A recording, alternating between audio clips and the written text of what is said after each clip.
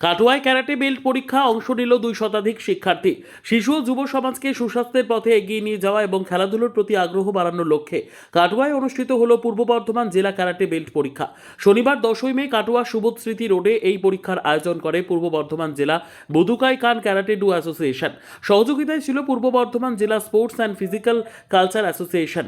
সংস্থার সম্পাদক সমর দাস জানান, white, yellow, orange, green, blue ও ব্ল্যাক এই 6টি বেল্ট পরীক্ষায় প্রায় 245 জন ছেলে মেয়ে অংশগ্রহণ করে।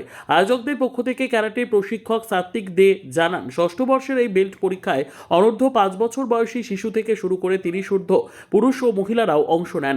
ফলে এই উদ্যোগের ব্যাপকতা ও জনপ্রিয়তা আরও একবার স্পষ্ট হয়ে উঠেছে। জেলা ক্যারাটে সংস্থার সম্পাদক তারকচন্দ্র দে জানান, পূর্ব বর্ধমানের কাটোয়া, দাইহাট, অগ্রদ্বীপ সহ বিভিন্ন এলাকা থেকে প্রতিযোগীরা এই পরীক্ষায় অংশগ্রহণ করেন। তিনি বলেন, আগামী প্রজন্মকে খেলামুখী করে তোলা এবং ক্যারাটের মান উন্নত করাই এই পরীক্ষার মূল উদ্দেশ্য। বেল্ট পরীক্ষায় অংশগ্রহণকারীদের উৎসাহ উদ্দীপনা ছিল চোখে পড়ার মতো। বিশিষ্ট শিক্ষক কল্পদ্রুম মণ্ডল বলেন, বর্তমান সময়ে মোবাইল ও ডিজিটাল জগতের প্রতি অতিরিক্ত আকর্ষণের কারণে অনেক তরুণ তরুণী খেলাধুলো থেকে দূরে সরে যাচ্ছে। এই পরিস্থিতিতে তাদের শারীরিক ও মানসিক বিকাশের ক্যারাটের ভূমিকা অত্যন্ত গুরুত্বপূর্ণ। তিনি আরও জানান, ভবিষ্যতে এই ধরনের উদ্যোগের মাধ্যমে কাটোয়া থেকে আরও প্রতিভাবান খেলোয়াড় উঠে আসবে এবং জেলা ও রাজ্যের ক্রীড়াক্ষেত্র আরও সমৃদ্ধ হবে।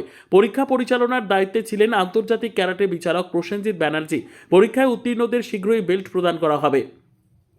সবশেষে বলা যায়, সমাজে সুস্থ জীবনযাপন ও খেলাধুলোর সংস্কৃতি গড়ে তুলতে এই ধরনের উদ্যোগ অত্যন্ত গুরুত্বপূর্ণ ভূমিকা পালন করছে। কাটোয়া থেকে আমির মণ্ডলের রিপোর্ট, সুন্দর বাংলা নিউজ।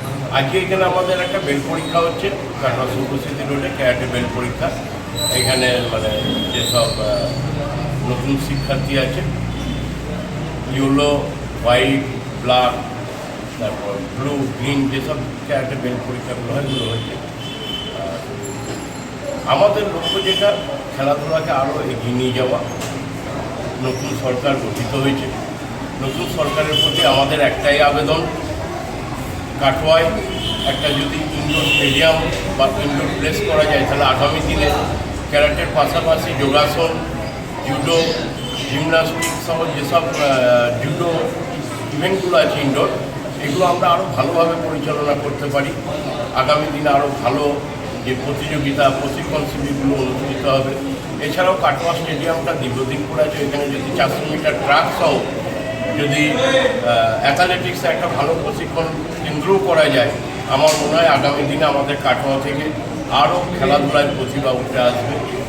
আমরা আশাবাদী যে নতুন সরকার এই ব্যাপারে অতি অবশ্যই চিন্তাভাবনা করবেন। আমরা প্রার্থনা করি নতুন সরকারের প্রতি যে খেলাধুলায় সমস্ত রকমভাবেই ওনারা এগিয়ে আসবেন, সহযোগিতা করবেন। আচ্ছা, আজ এখানে কী অনুষ্ঠিত হচ্ছে? আজকে এখানে ক্যারাটের বেল্ট পরীক্ষা হচ্ছে। ইয়েলো টু ব্ল্যাক বেল্ট প্রদান হচ্ছে। প্রায় 250-এর কাছাকাছি শিক্ষার্থী আছে। আচ্ছা, কতজন অংশগ্রহণ করছে আজকে এই পরীক্ষায়? এখানে 250 জনের মতো। কোথা কোথা থেকে অংশগ্রহণ করছেন?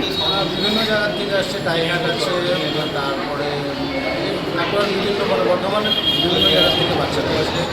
আপনার নাম পরিচয়? আমি Hanshi Prosenjit Banerjee, president international Budokai Kan karate federation. আচ্ছা, এই যে দেখছি জায়গাগুলো খুবই সংকীর্ণ, তো এই ব্যাপারে কি বলতে চাইবেন?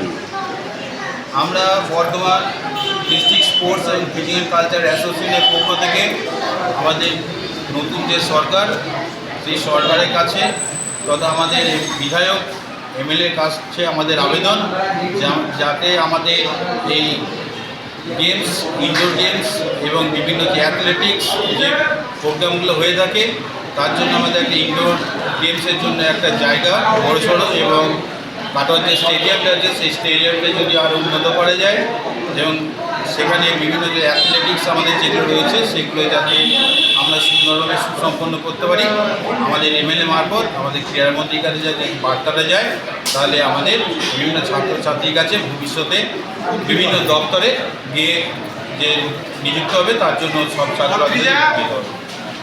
আপনার নাম? আমার নাম Kalpadrum Mondal, Bardhaman district sports and physical culture অ্যাসোসিয়েশনের সদস্য।